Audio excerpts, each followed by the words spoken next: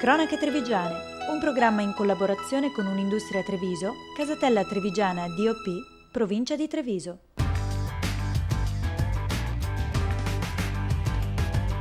Z Group, Communication by Image. Comincia da Piazza dei Signori questa nuova puntata di Cronache Trevigiane, ricca davvero di saperi e sapori della marca trevigiana. La seconda parte, Gloria Tessarolo, ce la farà vivere proprio nella terra dell'asparago bianco di Cimadolmo. In questa prima parte lanciamo vari servizi. Il primo, un evviva particolare alla nuova DOCG Asolo DOCG con festeggiamenti il 5 e 6 giugno tra Villa di Maser e la Tipoteca di Cornuda. Poi un altro servizio che parlerà di un Guinness dei primati davvero speciale il 6 giugno al Sant'Artemio, sede della nuova provincia, con una tavolata che vuole raggiungere le migliaia di presenze come commensali. Andiamo a scoprire tutto questo nei due servizi che seguiranno. A Cornuda è tutto pronto per Evviva, manifestazione enologica alla sua prima edizione che si terrà il 5 e il 6 giugno prossimi. Una prima volta che coincide con la presentazione della DOCG del Consorzio di Tutela Montello e Colli Asolani, l'Asolo Prosecco DOCG Superiore.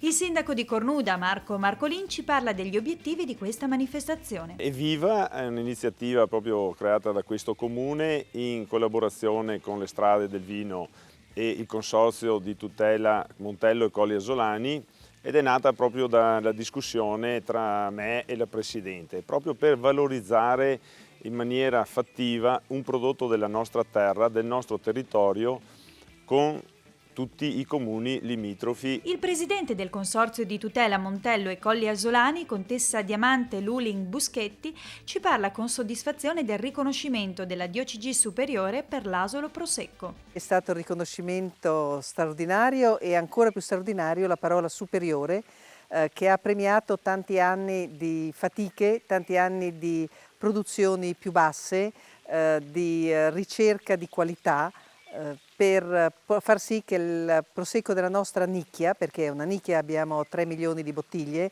però è una nicchia molto preziosa con dei profumi, dei sapori, una struttura straordinaria. Come non farsi tentare dal gusto dei vini del Montello e dei Colli Asolani, il sindaco di Cornuda vi ricorda che Vi aspetto per questo appuntamento Evviva il 5 e 6 giugno per un Evviva tutti assieme.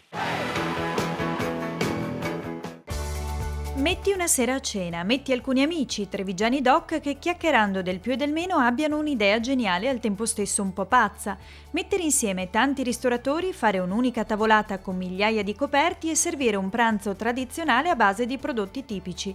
È nato così un po' per gioco il record della Gran Tavolata che il prossimo 6 giugno verrà disputato a Treviso presso la sede della provincia dalle ore 10:30. A pochi giorni dall'evento sentiamo allora gli organizzatori, a cominciare da Mirella Tuzzato, presidente di Treviso Viva. Per fare i due primati bisogna avere un team enorme, perché il lavoro a monte è enorme, è stato faticosissimo, però con la squadra che abbiamo non si può sbagliare. Di certo non si può sbagliare, i numeri della manifestazione non lo permettono, basti pensare che ci sono in ballo 450 kg di riso, 450 kg di asparagi e poi 7.000 porzioni di pollo, 15.000 panini e tanto altro ancora, per un evento che anche nel backstage è già un record, come ci spiega Giovanna Gasparello. Sono previste 6.114 persone su una tavolata lunga 1.532 metri e quindi tutte queste persone saranno servite al tavolo da circa 300 camerieri più un altro 200 persone addette alla cucina. E il menù? Il menù è tipicamente riferito alla tradizione trevigiana. Vogliamo proprio diffondere in Italia e nel mondo la cucina, la tipicità della cucina trevigiana. Come partecipare allora? Saranno i trevigiani che parteciperanno, che faranno riuscire l'evento, acquistando il biglietto nei ristoranti oppure nella distribuzione che abbiamo fatto anche come volantinaggio, dove ci sono i riferimenti per acquistare questo biglietto. Trasporti. La linea 7 vi porta direttamente al Sant'Artemio dopo un giro panoramico della città. Ma se arrivate in auto fermatevi ai parcheggi del Foro Boario o del Palaverde, dai quali ogni 10 minuti partirà un bus navetta che vi porterà direttamente alla location del record. Non mancate perché Questo Guinness è una festa, andiamo nella casa di Trevigiani dove saranno tutti trevigiani a festeggiare e non, trevigiani e non, chi vuole venire è aperto, è un open sitting a tutti quanti. Partecipiamo tutti e raggiungiamo insieme il record della tovaglia più lunga e la bottiglia di grappa più grande del mondo. Info su www.grantavolata.tv. Un in bocca al lupo quindi a questa gran tavolata da Guinness dei primati per il 6 giugno ed ora ci concentriamo in altre due attività, quella dell'amministrazione comunale di Ponzano e delle tante associazioni del territorio che hanno creato insieme Ponzano che vive, una rassegna che riunisce tutte le manifestazioni, gli avvenimenti che riguardano la cultura del territorio e la cultura dei prodotti locali. Il secondo servizio invece ci parlerà di un'altra sinergia particolare, quella avvenuta tra le province di Belluno, di Treviso e di Venezia, che lanciano un progetto che si chiama Piave TVB, ovvero Piave Ti Voglio Bene. Guardiamocelo assieme. Ponzano che vive è il nuovissimo progetto di promozione territoriale messo in campo dal comune di Ponzano Veneto e presentato nella Casa dei Mezzadri nel corso di una serata gremita di pubblico e associazioni.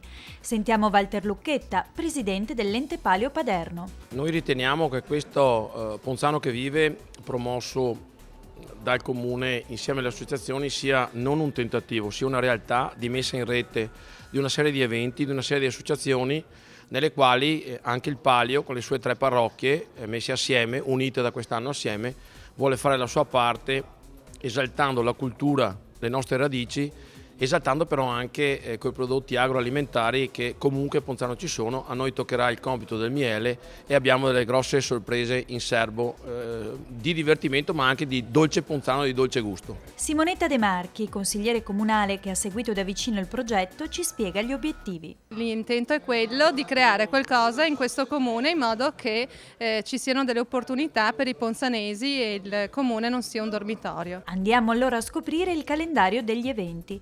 In questi giorni è in corso la 18ª festa della ciliegia che si chiuderà il prossimo 6 giugno per passare il testimone alla sagra del tortellino dall'11 al 22 giugno. Il 19 agosto spazio al folklore con l'8ª esibizione dei gruppi folcloristici e dal 21 al 30 agosto torna l'enogastronomia con la 35ª sagra del riso. 11 e 12 settembre appuntamento con il celeberrimo Palio della Marchesa che vedrà le contrade sfidarsi per le strade del paese. Ponzano che vive ha presentato anche una novità, uno speciale concerto della Filarmonia Veneta a Villa Minelli che aprirà per la prima volta al pubblico il prossimo 29 luglio. A parlarcene è il sindaco Giorgio Granello. Aprire il parco di Villa Minelli per un evento come poi tra l'altro assieme a Filarmonica Veneta farà sì che Ponzano sia veramente sul podio di una eccellenza che tutti ci invideranno.